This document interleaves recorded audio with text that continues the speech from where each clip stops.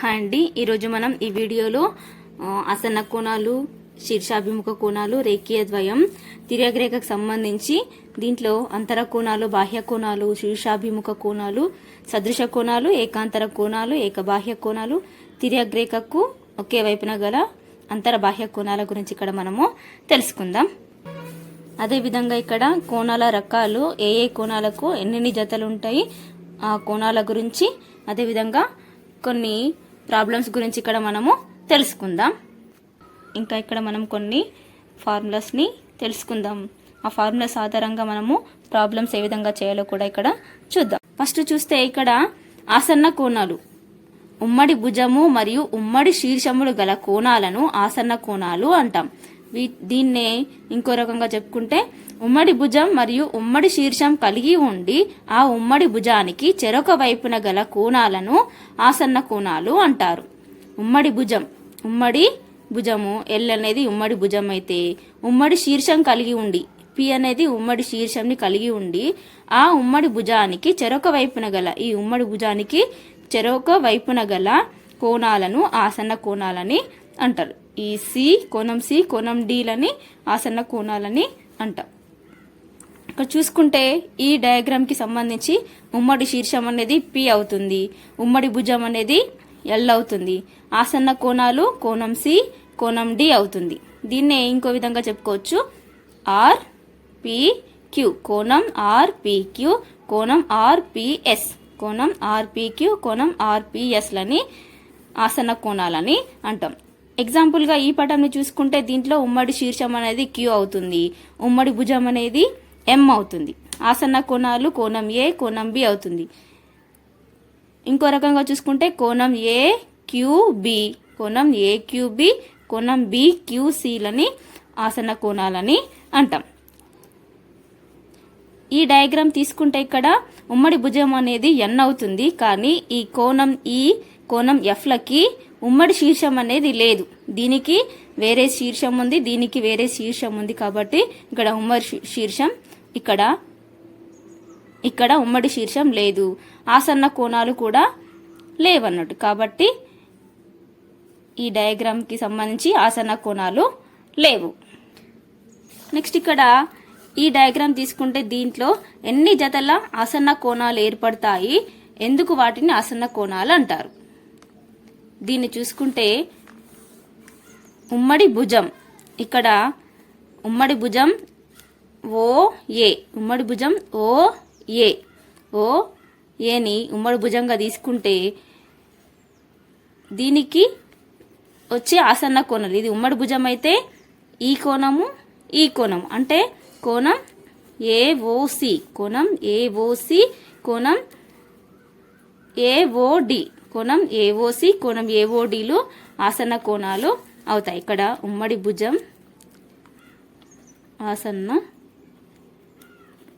కోణాలు. నెక్స్ట్ ఉమ్మడి భుజంగా ఓడిని తీసుకుంటే కోణం ఏఓడి కోణం డిఓబి, ఏఓడి డిఓబిలు ఆసన్న కోణాలు అవుతాయి. నెక్స్ట్ ఉమ్మడి భుజంగా ఓబిని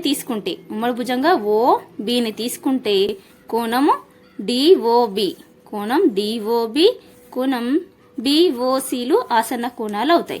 ఇక్కడ బిఓసి అయినా తీసుకోవచ్చు, లేకపోతే సిఓబి అయినా కూడా తీసుకోవచ్చు, బిఓడి అయినా తీసుకోవచ్చు, డిఓబి అయినా తీసుకోవచ్చు.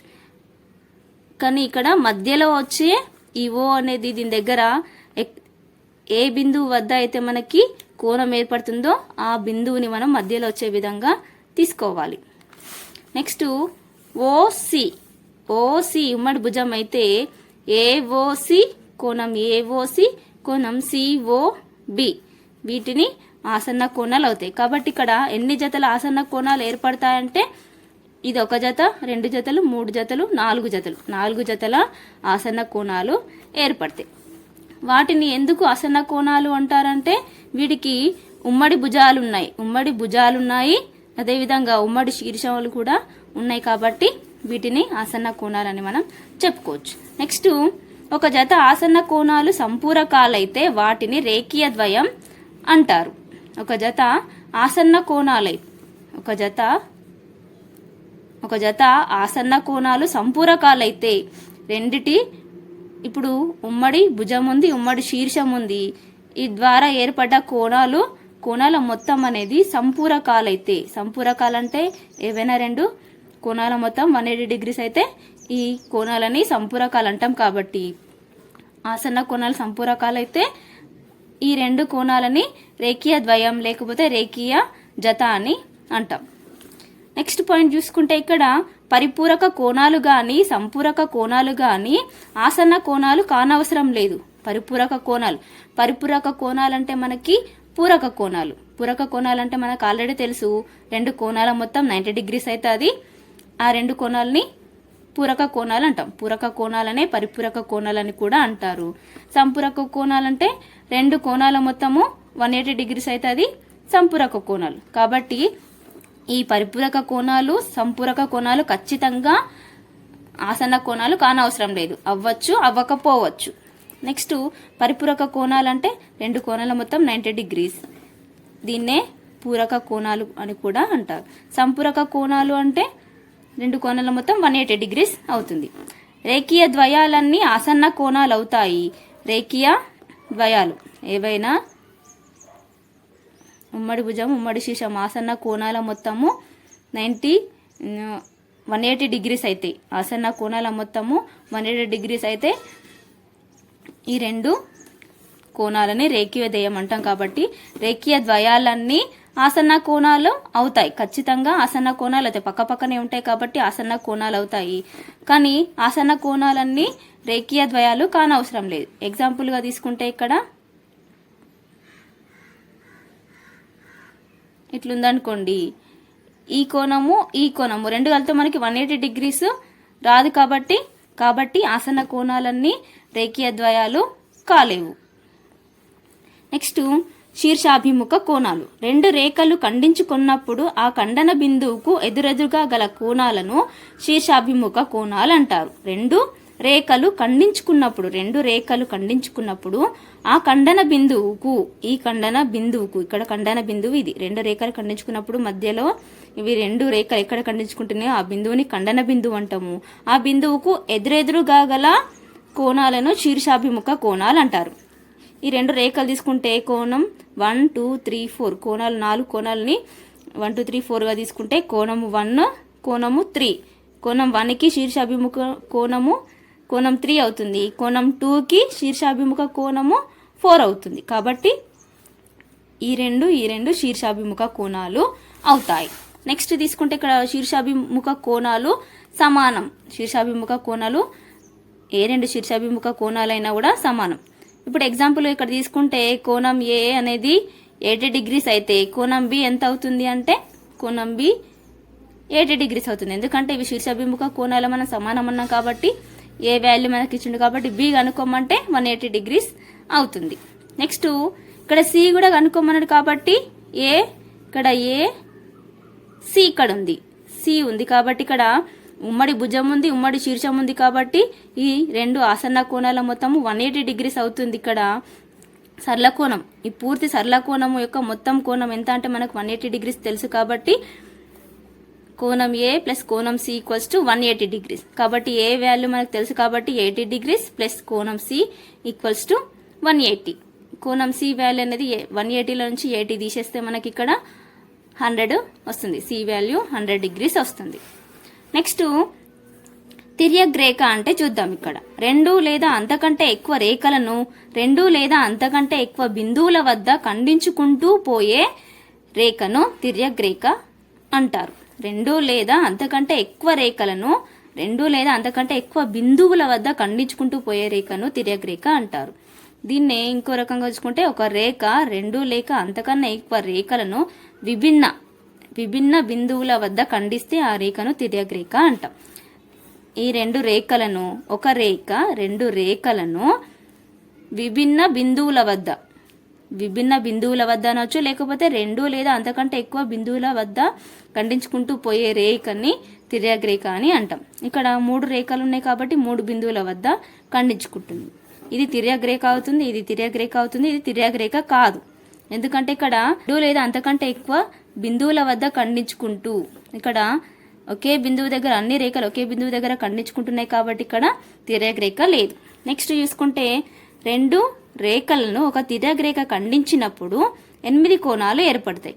2 రేఖలను ఒక తిర్యగ్రేఖ ఖండించినప్పుడు 8 కోణాలు ఏర్పడతాయి. ఇక్కడ తీసుకుంటే 1 2 3 4 మళ్ళీ ఇక్కడ 5 6 7 8 8 కోణాలు ఏర్పడతాయి.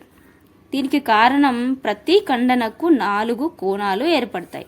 ఇక్కడ ఖండించుకుంటే ఈ రేఖ తిర్యగ్రేఖ అనేది ఎల్లనే రేఖని ఖండించుకున్నప్పుడు ఇక్కడ 4 ఏర్పడతాయి.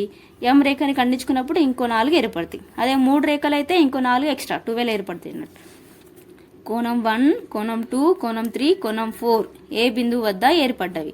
ఇక్కడ ఏ బిందువు ఉంది, ఏ బిందువు వద్ద ఈ కోణాలు ఏర్పడ్డాయి, 4 కోణాలు. నెక్స్ట్ కోణం 5, కోణం 6, కోణం 7, కోణం 8 బి బిందువు వద్ద ఏర్పడ్డాయి. బి అనే బిందువు వద్ద ఈ కోణాలు ఏర్పడ్డాయి. మొత్తము 8 కోణాలు. నెక్స్ట్ తిర్యగ్రేఖకు గల అంతర కోణాలు. తిర్యగ్రేఖకు గల అంతర కోణాలు అంటే కోణము 3, కోణం 4, 5, 6 ఇవి 4 ఉంటాయి. 3, 4, 5, 6 ఈ కోణాలని అంతర కోణాలు అంటారు. అయితే చూద్దాం వేటిని అంతర కోణాలు అంటారో ఇక్కడ చూద్దాం. ఒక తిర్యగ్రేఖకు 2 రేఖలను 2 బిందువుల వద్ద ఖండిస్తే ఒక తిర్యగ్రేఖ ఇది తిర్యగ్రేఖ 2 రేఖలను 2 బిందువుల వద్ద ఖండిస్తే 8 కోణాలు ఏర్పడతాయి. ఎల్ ఎం ఈ రేఖల మధ్య ఏర్పడే కోణాలు. ఈ రేఖలకు మధ్య అంటే అంతరంగా, బాహ్యంగా కాకుండా అంతరంగా ఏర్పడే కోణాలని మనము అంతర కోణాలని అంటాం. ఈ 2 రేఖలకి లోపల వైపు అంతరంగా మనకి ఏర్పడ్డ కోణాలు కోణము 3, కోణం 4, కోణం 5, కోణం 6 ఈ 4 కోణాలని మనము అంతర కోణాలు అంటాం. కాబట్టి తిర్యగ్రేఖకు గల అంతర కోణాలు 4 ఉంటాయి. నెక్స్ట్ బాహ్య కోణాలు. తిర్యగ్రేఖకు గల బాహ్య కోణాలు. తిర్యగ్రేఖ ఏర్పరిచే కోణాల్లో 2 రేఖలకు ఎల్ ఎం రేఖలకు బయటి వైపు గల కోణాలను బాహ్య కోణాలు అంటారు. 2 రేఖలను 2 బిందువుల గుండా ఖండించుకుంటూ ఎస్ అనే తిర్యగ్రేఖ వెళ్తుంది కాబట్టి ఈ 2 బిందువుల వద్ద 8 కోణాలు ఏర్పడతాయి. బయటి వైపు ఈ రేఖలకు బయటి వైపు గల కోణాలని బాహ్య కోణాలు అంటారు. కోణం 1, కోణం 2, కోణం 7, కోణం 8 వీటిని బాహ్య కోణాలని అంటాం. ఇవి కూడా 4 ఉంటాయి. నెక్స్ట్ శీర్షాభిముఖ కోణాలు. శీర్షాభిముఖ కోణాలు అంటే చూద్దాం. ఇక్కడ శీర్షానికి అభిముఖంగా అంటే ఎదురెదురుగా ఉండే కోణాలు శీర్షాభిముఖ కోణాలు. శీర్షానికి ఎదురెదురుగా ఉండే కోణాలు శీర్షాభిముఖ కోణాలు అంటాం. శీర్షాభిముఖ కోణాలు సమానం. ఇందులో ఒక బాహ్య కోణం, ఒక అంతర కోణం ఉంటుంది. బాహ్య కోణము, అంతర కోణం ఉంటుంది. తిర్యగ్రేఖకు ఒక బాహ్య కోణము, అంతర కోణం శీర్షాభిముఖ కోణాలు అంటే. ఇప్పుడు 1 2 ఉంది. ఇక్కడ 2కి శీర్షాభిముఖ కోణం 4 అవుతుంది. 1కి శీర్షాభిముఖ కోణం 3 అవుతుంది. 5కి 6కి 8 అవుతుంది. 5కి 7 అవుతుంది. దీంట్లో ఒక అంతర కోణం ఉంది, ఒక బాహ్య కోణం ఉంది. బాహ్య కోణం, అంతర కోణం, అంతర కోణం, బాహ్య కోణం, అంతర కోణం, బాహ్య కోణం ఉన్నాయి. కోణం 1 ఈక్వల్స్ టు కోణము 3, కోణము 5, కోణం 7, కోణము 2, కోణం 4, కోణం 6, కోణం 8 ఇవన్నీ కూడా శీర్షాభిముఖ కోణాలు. మనం సమానం అన్నాం కాబట్టి ఈ అన్ని శీర్షాభిముఖ కోణాలు సమానం. ఇవి ఎన్ని అంటే 4 జతలు ఉంటాయి. 1 3 ఒక జత, 2 4 ఒక జత, 2 ఇక్కడ 2 ఏర్పడ్డాయి. 5 7 ఒక జత, 6 8 ఒక జత, అంటే ఇక్కడ 2 ఇక్కడ 2 మొత్తము 4 జతలు. ప్రతి బాహ్య కోణం అంతరాభిముఖ కోణానికి జత. ప్రతి బాహ్య కోణము అంతరాభిముఖ కోణానికి జత. అంటే అంతరంగా ఉంది, అభిముఖంగా ఉంది. అంటే ఈ బాహ్య కోణానికి అభిముఖంగా అంటే ఎదురుగా ఉంది, లోపల వైపు ఉంది కాబట్టి అంతరాభిముఖ కోణానికి ఒక జత. ఈ బాహ్య కోణానికి ఈ అంతరాభిముఖ కోణం ఒక జత. దీనికి ఇది ఒక జత అన్నట్టు. నెక్స్ట్ సంగత కోణాలు. వీటినే సదృశ కోణాలు, వీటినే అనురూప కోణాలని కూడా అంటారు. మరి వేటిని అంటారు ఇక్కడ చూద్దాం. తిర్యగ్రేఖకు ఒకే వైపున ఉంటూ ఒక కోణం బాహ్య కోణంగాను ఒకటి అంతర కోణంగాను ఉండే అనురూప కోణాలను అంటే ఒకే రకంగా ఉండే కోణాలని సంగత లేకపోతే సదృశ లేకపోతే అనురూప కోణాలని అంటాం. చూద్దాం మరి ఇక్కడ అనురూప కోణాలు సమానం. మళ్ళీ ఇక్కడ ఒకే విధంగా ఉండే కోణాలంటే ఈ సదృశ కోణాలని మనం సమానం, సదృశ కోణాలన్నీ కూడా సమానం. అయితే ఒకే వైపున తిర్యగ్రేఖకు ఒకే వైపున ఉన్న ఒక కోణం బాహ్య కోణంగాను ఒకటి అంతరంగాను, ఒక బాహ్య కోణంగాను ఒకటి అంతరంగాను ఉన్న కోణాలని సదృశ కోణాలని అంటాం. కోణం 1, కోణం 5, 1, 5 తిర్యగ్రేఖకు ఒకే వైపున ఉన్నాయి. మళ్ళీ ఒకటి బాహ్యంగాను ఒకటి అంతరంగాను ఉంది కాబట్టి అనురూపంగా ఉంది. ఇది ఏ విధంగా ఉందో ఇది కూడా అదే విధంగా ఉంది కాబట్టి అనురూప కోణాలని వీటిని సదృశ కోణాలని అంటారు. నెక్స్ట్ 4, 8. 4 కింది వైపుకు ఉంది, ఇది కూడా కింది వైపుకే ఉంది. 8 తిర్యగ్రేఖకు ఒకే వైపున ఉన్నాయి. ఇది బాహ్యంగా ఉంది, అంతరంగా ఉంది కాబట్టి ఈ రెండింటిని కూడా మనము అనురూప కోణాలని అంటాం. కోణం 6, కోణం 2, కోణం 6, కోణం 2, కోణం 6 పై వైపుకున్నాయి. ఇది కూడా పై వైపుకుంది. నెక్స్ట్ కోణం 3, కోణం 7, కోణం 3, కోణం 7 కింది వైపుకున్నాయి. ఇది లోపల వైపు ఉంది, ఇది బయట వైపు ఉంది. వీటిని అనురూప కోణాలు లేకపోతే సదృశ లేకపోతే సంగత కోణాలని అంటాం. ఇవి కూడా 4 జతలు. 1, 5 ఇది ఒక జత, 4, 8 ఒక జత, 2, 6 ఒక జత, 3, 7 ఒక జత, మొత్తం 4. ఇక్కడ 2, ఇక్కడ 2, 4 జతలు ఏర్పడతాయి. నెక్స్ట్ ఏకాంతర కోణాలు. ఏకాంతర కోణాలు అంటే చూద్దాం. పాయింట్ 1 తీసుకుంటే భిన్న శీర్షాల వద్ద గల కోణాలు. భిన్న శీర్షాల వద్ద గల కోణాలు అంటే ఇవి రెండు కూడా భిన్న శీర్షాలు అంటే భిన్న శీర్షాల వద్ద గల కోణాలు. ఏకాంతర కోణాలు అంటే భిన్న శీర్షాల వద్ద కోణాలు. తిర్యగ్రేఖకు ఇరువైపులా గల కోణాలు. తిర్యగ్రేఖకు ఇరువైపులా గల కోణాలు. ఒకటి ఇటు ఉంటే ఒకటి ఇటు అన్నట్టు, అంటే ఒకే వైపు కాకుండా ఇటు సైడ్ ఉంటే ఒకటి ఇటు సైడ్ అన్నట్లు. తిర్యగ్రేఖకు ఇరువైపులా గల కోణాలు. 2 రేఖల అంతరములో గల కోణాలు. ఈ రెండు రేఖలు ఉన్నాయి కదా, ఈ 2 రేఖల అంతరంలో గల కోణాలు. భిన్న శీర్షాల వద్ద ఉండాలి, తిర్యగ్రేఖకు ఇరువైపులా ఉండాలి, 2 రేఖల అంతరముగా ఉండాలి. అలాంటి కోణాలని ఏకాంతర కోణాలని అంటాం. పై ధర్మాలు గల కోణాలను ఏకాంతర కోణాలు అంటారు. చూద్దాం ఇక్కడ 4, 6. 4 ఎక్కడుంది? ఈ శీర్షం వద్ద 4 ఉంది, మళ్ళీ 2 రేఖల మధ్యలోనే ఉంది.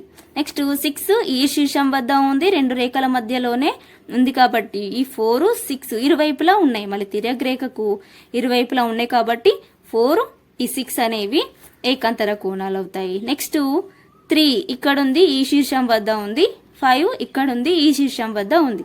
3 అనేది ఈ తిర్యగ్రేఖకు అటు సైడ్ ఉంది, 5 అనేది ఇటు సైడ్ ఉంది కాబట్టి 2 రేఖల మధ్యలోనే ఉన్నాయి కాబట్టి ఈ 2 కూడా ఏకాంతర కోణాలు అవుతాయి. మళ్ళీ ఇక్కడ ఏకాంతర కోణాలు సమానాలు. ఏకాంతర కోణాలు సమానాలు. ఈ కోణము 4, కోణము 6 సమానాలు, కోణము 3, కోణము 5 సమానం. ఇవి 2 జతలు. ఇవి ఇక్కడ ఒక జత ఉంది, ఇక్కడ ఒక జత. 4, 6 ఒక జత, 3, 5 ఒక జత. ఏకాంతర కోణాలు, తిర్యగ్రేఖకు గల ఏకాంతర కోణాలు 2 జతలు. ఏకాంతర కోణాలు సమానాలు. మరి ఇది ఏ విధంగా కరెక్ట్ అవుతుందో ఇక్కడ చూద్దాం. కోణము 6, 4 ఏకాంతర కోణాలు అంటే కోణం 6, 4 ఇవి ఏ విధంగా మనకి సమానాలు అవుతాయో ఇక్కడ చూద్దాం. ఫస్ట్ కోణం 6 తీసుకుంటే కోణం 6, కోణం 2 తీసుకుందాం. ఇవి సదృశ కోణాలు కాబట్టి కోణం 6 వాల్యూ ఎంత ఉంటుందో కోణం 2 వాల్యూ కూడా అంతే ఉంటుంది కాబట్టి ఇవి 2 సమానాలు. అదేవిధంగా కోణము 2, కోణం 4, కోణము 2, కోణం 4 ఇవి శీర్షాభిముఖ కోణాలు కాబట్టి దీని వాల్యూ ఎంత ఉంటుందో దీని వాల్యూ కూడా అంతే ఉంటుంది. ఇవి శీర్షాభిముఖ కోణాలు కూడా సమానం కాబట్టి కోణం 6 వాల్యూ 2 వాల్యూ సేమ్. 2కి శీర్షాభిముఖ కోణం 4 కాబట్టి 2 కోణం ఎంత ఉంటుందో 4 కోణం కూడా అంతే ఉంటుంది కాబట్టి మనకి కోణం 4, కోణము 6 ఇవి 2 కూడా సమానాలు కాబట్టి ఏకాంతర కోణాలు సమానాలని మనము చెప్పుకోవచ్చు. నెక్స్ట్ ఏకబాహ్య కోణాలు. భిన్న శీర్షాల వద్ద గల కోణాలు భిన్న శీర్షాల వద్దనే ఉండాలి. ఇక్కడ భిన్న శీర్షాల వద్ద కోణాలు తిర్యగ్రేఖకు ఇరువైపులా గల కోణాలు, రెండు రేఖలకు బాహ్యంగా గల కోణాలు, రెండు రేఖలకి బాహ్యంగా గల కోణం. ఇంతకుముందు అంతరంగా తీసుకున్నాం కాబట్టి ఇప్పుడు బాహ్యంగా గల కోణాలు పై ధర్మాలు గల కోణాలను ఏకాంతర కోణాలని అంటారు. కోణము 1, కోణము 7, కోణం 1, 7, ఈ బిందువు దగ్గర 1, ఈ బిందువు దగ్గర 7. ఇది బాహ్యంగా తిర్యగ్రేఖకు ఇటు సైడ్ ఉంది, తిర్యగ్రేఖకు ఇటు సైడ్ ఉంది. మళ్ళీ ఈ రెండు రేఖలకి బాహ్యంగా ఉన్నాయి కాబట్టి ఈ రెండు కోణాలని ఏకబాహ్య కోణాలు అని అంటాం. కోణము 2, కోణం 8ని ఏకబాహ్య కోణాలని అంటాం. ఇవి కూడా రెండు జతలు. ఇక్కడ పైన ఈ శీర్షం వద్ద ఒక జత, ఈ శీర్షం వద్ద ఒక జత. అదేవిధంగా ఏకబాహ్య కోణాలు సమానాలు. ఇంతకుముందు మనము ఈ ఎగ్జాంపుల్ ద్వారా మనం ఇక్కడ చూసాం కాబట్టి ఏకాంతర కోణాలు సమానమని, అదేవిధంగా ఏకబాహ్య కోణాలు కూడా సమానాలే. నెక్స్ట్ ఇక్కడ తిర్యగ్రేఖకు ఒకే వైపున గల అంతర కోణాలు, అదేవిధంగా బాహ్య కోణాలని ఇక్కడ చూద్దాం. ఒకే వైపున గల అంతర కోణాలు అంటే కోణము 4, కోణం 5 ఇవి ఒకే వైపున గల అంతర కోణాలు. కోణం 3, కోణం 6 ఒకే వైపున గల అంతర కోణాలు. ఇక్కడ చూసుకుంటే కోణము 4, కోణము 5 ఇవి ఒకే వైపున ఇటు సైడే ఉన్నాయి కాబట్టి 4, 5 ఈ రెండు అంతర కోణాలు. ఇటు సైడ్ తీసుకుంటే 3, 6 ఇవి 3, 6 ఇవి అంతర కోణాలు. ఇవి రెండు కాబట్టి ఇవి రెండు జతలు. బాహ్య కోణాలు తీసుకుంటే ఒకే వైపున 1, 8 ఇటు సైడే ఉన్నాయి కాబట్టి 1, 8 ఒక జత, 2, 7 ఒక జత. బాహ్య కోణం తిర్యగ్రేఖకు ఒకే వైపున గల బాహ్య కోణాలు ఇవి కూడా రెండు జతలు. అదేవిధంగా తిర్యగ్రేఖకు ఒకే వైపున గల రెండు అంతర కోణాల మొత్తం 180 డిగ్రీస్. ఒకే వైపున గల 4, ఈ 5 ఈ రెండు ఉన్నాయి కదా ఒకే వైపున గల అంతర కోణాలు, వీటి కోణాల మొత్తము 180 డిగ్రీస్ అవుతుంది. అంటే 180 డిగ్రీస్ అంటే మనకి ఈ రెండు కోణాలను మనము సంపూరక కోణాలని అనవచ్చును. ఈ రెండు కోణాలని సంపూరకాలు అనవచ్చు. ఎందుకంటే సంపూరకాలంటే రెండు కోణాల మొత్తం 180 డిగ్రీస్ కాబట్టి వాటిని సంపూరక కోణాలని అంటాం. అదేవిధంగా బాహ్య కోణాల్లో కూడా రెండు కోణాల మొత్తం 180 డిగ్రీస్ అవుతుంది కాబట్టి ఈ రెండు కోణాలని కూడా మనము సంపూరకాలని అనవచ్చును. నెక్స్ట్ ఇక్కడ మనం ఇంకా కొన్ని పాయింట్స్ చూద్దాము. Main points. రెండు సమాంతర రేఖలు ఒక తిర్యగ్రేఖ ఖండించగా, రెండు సమాంతర రేఖలను ఒక తిర్యగ్రేఖ ఖండించగా ఏర్పడు ప్రతి జత యొక్క సదృశ కోణాలు సమానం. ఇంతకుముందు మనం తెలుసుకున్నాం కదా, రెండు సమాంతర రేఖలను ఒక తిర్యగ్రేఖ ఖండించగా ఏర్పడు ప్రతి జత యొక్క సదృశ కోణాలు మనం సమానం అన్నాం కదా, అదే మనం ఇక్కడ ఈ పాయింట్ని రాసుకున్నాం. నెక్స్ట్ రెండు సమాంతర రేఖలు ఒక తిర్యగ్రేఖ ఖండించగా, రెండు సమాంతర రేఖలను ఒక తిర్యగ్రేఖ ఖండించగా ఏర్పడు శీర్షాభిముఖ కోణాలు కూడా సమానం. ఇంతకుముందు ఇవన్నీ మనం తెలుసుకున్నాము. ఆ పాయింట్స్నే మనం అన్నింటినీ ఒక దగ్గర రాసుకున్నాం అన్నట్లు. నెక్స్ట్ ఏకాంతర కోణాలు. తిర్యగ్రేఖ రెండు రేఖలని గుండా వెళితే ఏర్పడే దానికి గల ఏకాంతర కోణాలు కూడా సమానము. ఏకబాహ్య కోణాలు కూడా సమానాలే. నెక్స్ట్ తిర్యగ్రేఖకు ఒకే వైపున గల అంతర కోణాలు సంపూరకాలు 180 డిగ్రీస్. అదేవిధంగా తిర్యగ్రేఖకు ఒకే వైపున గల బాహ్య కోణాలు సంపూరకాలు. అంటే ఆ రెండిటి యొక్క మొత్తము 180 డిగ్రీస్ సంపూరకాలు. నెక్స్ట్ పాయింట్ తీసుకుంటే రెండు రేఖలను ఒక తిర్యగ్రేఖ ఖండించినప్పుడు ఏర్పడు సదృశ కోణాలు సమానాలైతే ఆ రెండు రేఖలు సమాంతర రేఖలు. ఎందుకంటే రెండు రేఖలు సమాంతరాలైతేనే మనకి సదృశ కోణాలు అనేవి సమానాలైతాయి. కాబట్టి రెండు రేఖలను ఒక తిర్యగ్రేఖ ఖండించినప్పుడు ఏర్పడు సదృశ కోణాలు సమానాలైతే ఆ రెండు రేఖలు సమాంతర రేఖలు. నెక్స్ట్ పాయింట్ తీసుకుంటే రెండు రేఖలను తిర్యగ్రేఖ ఖండించినప్పుడు తిర్యగ్రేఖకు ఒకే వైపున గల అంతర కోణాలు సంపూరకాలైతే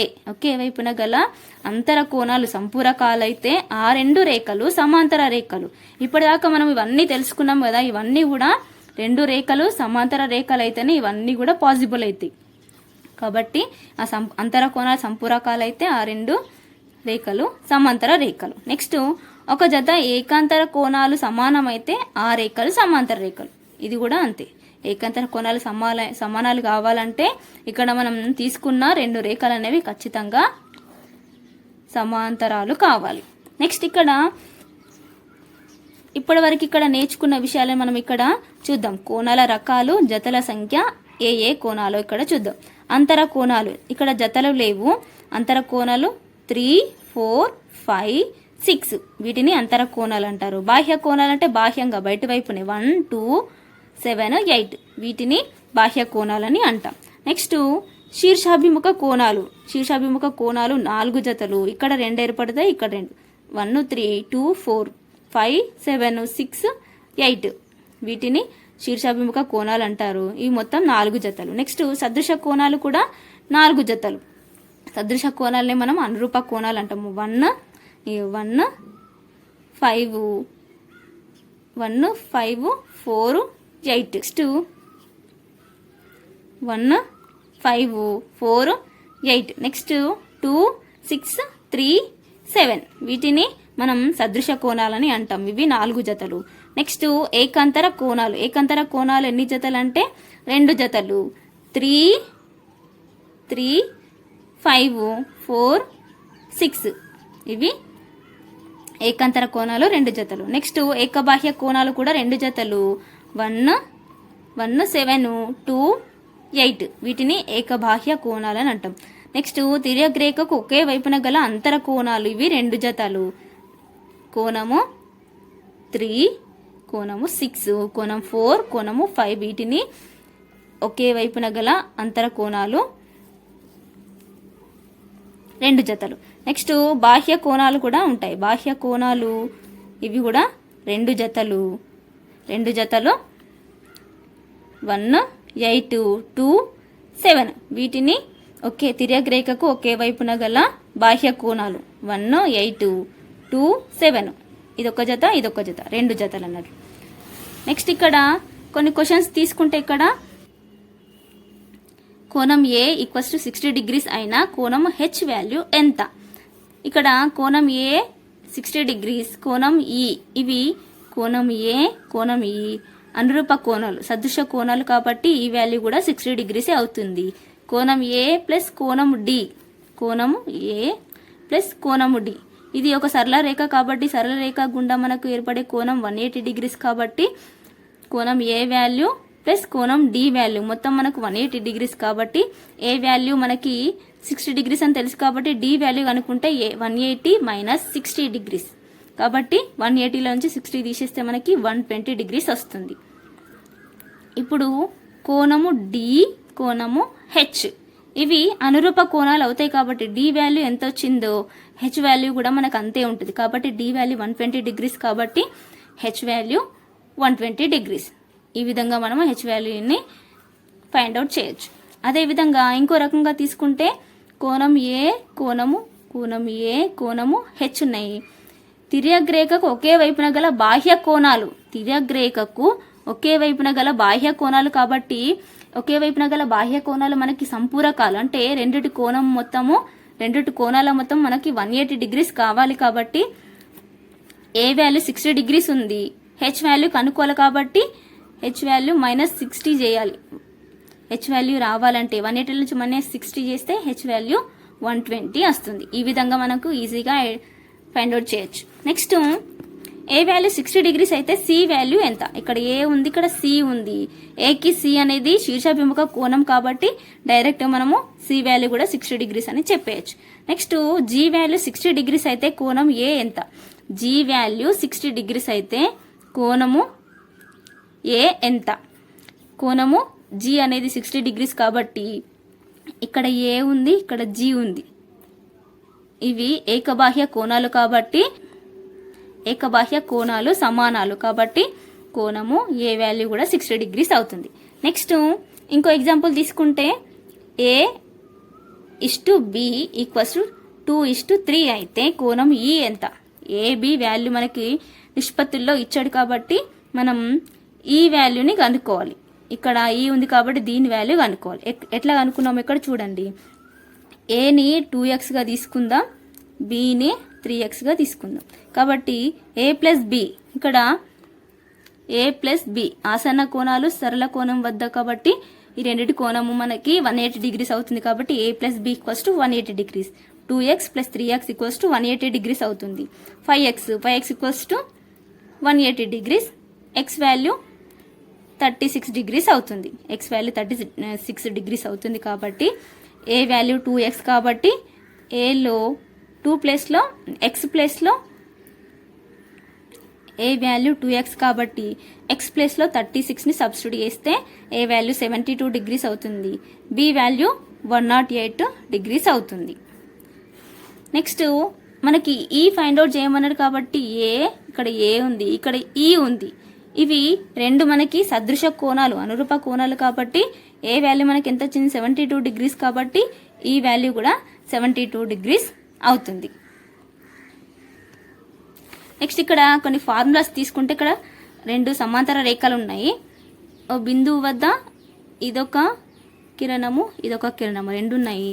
ఇక్కడ ఈ కోణము మధ్యలో ఒక కోణము ఇటు సైడు ఇంకో కోణము ఇట్లా ఇచ్చాడు అనుకోండి. దీంట్లో నుంచి ఏవైనా రెండు కోణాలు ఇస్తాడు, మిగతా మూడవ కోణం మనకు కనుక్కోమన్నాడు. కాబట్టి దీనికి ఫార్ములా ఏంటంటే X plus Y plus Z equals to 360 degrees. X plus Y plus Z equals to 360 degrees. ఇవన్నీ కూడా ఒకే వైపున ఉన్నాయి, లోపల వైపుకే ఉన్నాయి కాబట్టి ఎక్స్ ఇక్కడ, వై, జెడ్ ఈ మూడిటి కోణాల మొత్తం 360 డిగ్రీస్ అవుతుంది. ఈ ఫార్ములాని యూజ్ చేసి మనము ఫైండ్ అవుట్ చేయొచ్చు. నెక్స్ట్ అదే విధంగా ఈ రెండు రేఖలు ఇలా ఇస్తే మనకి ఇటు సైడ్ ఎక్స్ ఇటు సైడ్ వై లోపల వైపు జెడ్ ఇస్తే దీనికి ఏ విధమైన ఫార్ములా అంటే X plus Y equals to Z. దీనికి ఫార్ములా ఏంటంటే X plus Y equals to Z. ఈ రెండు కోణాల మొత్తం మనకి జెడ్ అవుతుంది. ఈ ఫార్ములాని మనము ప్రాబ్లమ్స్లో యూజ్ చేయాలి. నెక్స్ట్ ఇక్కడ ఒక క్వశ్చన్ తీసుకుంటే ఇక్కడ మనకి ఇక్కడ కోణం ఇచ్చాడు, ఇక్కడ కోణం ఇచ్చాడు. అయితే ఎల్లు ఎంలు సమాంతరాలు అయినా జెడ్ వాల్యూ ఎంత మనకు ఈ వాల్యూ కనుక్కోమంటుంది. ఇక్కడ వాల్యూ ఇచ్చాడు, ఇక్కడ వాల్యూ కనుక్కోవాలి. కాబట్టి ఇక్కడ మనం దీన్ని x1గా దీన్ని x2గా తీసుకుంటే x1 plus x2 equals to వైగా తీసుకోవాలి. ఇక్కడ x1 తీసుకుందాం, ఇక్కడ x2 తీసుకుందాం. ఇది అనేది y అన్నట్టు. కాబట్టి ఈ రెండు కోణాలని కలిపితే మనకి ఈ వాల్యూ వస్తుంది కాబట్టి 65 ప్లస్ 35 ఈక్వల్స్ టు వై అవుతుంది. వై వాల్యూ మనకి 100 డిగ్రీస్ అవుతుంది. ఇక్కడ కోణం వై, ఇక్కడ కోణం జెడ్, ఈ రెండు కోణాల మొత్తం మనకి 360 డిగ్రీస్ అవుతుంది. కాబట్టి వై కోణం ఆల్రెడీ మనకు తెలుసు కాబట్టి 360లో నుంచి 100 డిగ్రీస్ తీసేస్తే మనకి జెడ్ వాల్యూ 260 అవుతుంది. అలా కాకుండా మనము ఈ ఫార్ములాను కూడా మనము యూజ్ చేయొచ్చు. X plus Y plus Z equals to 360 degrees. ఇక్కడ x1 అంటే 65 ప్లస్ ఇక్కడ x2 వై ప్లస్లో మనం x2 తీసుకుందాం 35 ప్లస్ జెడ్ కనుక్కోవాలి కాబట్టి జెడ్ వాల్యూ మనకు తెలియదు కాబట్టి ఇది 360 తీసుకుందాం. 360 35 plus 65 plus 35 65 plus 35 equals to 100 కాబట్టి 360 నుంచి మైనస్ 100 చేస్తే మనకి జెడ్ వాల్యూ అనేది 260 అవుతుంది. ఈ విధంగా అయినా కనుక్కోవచ్చు. నెక్స్ట్ ప్రాబ్లం చూసుకుంటే మనకు ఎల్ఎంలు ప్యారలల్గా ఉన్నాయి. కోణము ఇక్కడ కోణము 40 డిగ్రీస్, ఇక్కడ వై, ఇక్కడ కోణము 220 డిగ్రీస్ వస్తే వై వాల్యూ కనుక్కోమంటే ఎట్లా కనుక్కోవాలంటే మనకు ఆల్రెడీ ఫార్ములా తెలుసు కాబట్టి X plus Y plus Z equals to 360 కాబట్టి మనకి ఎక్స్ వాల్యూ 40 డిగ్రీస్గా తీసుకుంటే వై వాల్యూ మనకు తెలియదు కాబట్టి వై రాసుకుందాం. ఇక్కడ 220 డిగ్రీస్ ఇచ్చాడు. ఈ మూడు కోణాల మొత్తం మనకి 360 కాబట్టి X plus Y plus Z equals 360 కాబట్టి ఇక్కడ 360 రాసుకుందాం. వై ప్లస్ 220 ప్లస్ 40 260 అవుతుంది equals to 360. Y equals to 360 నుంచి మైనస్ 260 చేస్తే మనకి ఆన్సర్ అనేది 100 డిగ్రీస్ అవుతుంది. ఈ విధంగా ఈ ఫార్ములాస్ని యూస్ చేసి మనము ప్రాబ్లమ్స్ని చేయొచ్చు. Thank you.